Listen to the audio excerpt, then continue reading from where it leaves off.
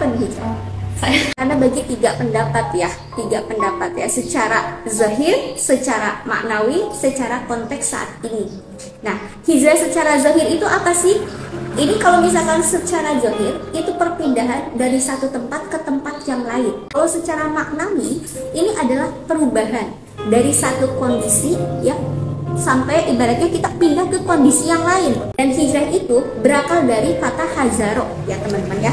Hazaro yang memiliki arti meninggalkan ataupun menjauhkan ya, menjauhkan diri. Nah, secara hijrah secara zahir dan maknawi ini teman-teman ya dicontohkan oleh Rasulullah Shallallahu Alaihi Wasallam yang berpindah dari kota Mekah menuju ke kota Yasrib ataupun Madinah Al Munawwarah.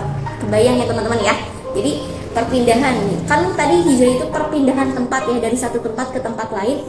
Nah kalau secara maknawinya itu kondisi ya, kondisi yang satu dari kondisi yang satu ke kondisi yang lain. Maka itu ibaratnya orang-orangnya tidak menerima Rasulullah gitu ya, tidak menerima ajaran Islam. Rasulullah dikucilkan. Bahkan menurut salah satu cerita buku yang Hana baca dari Sirah Nabawiyah itu bagaimana perjuangannya Rasulullah gitu ya.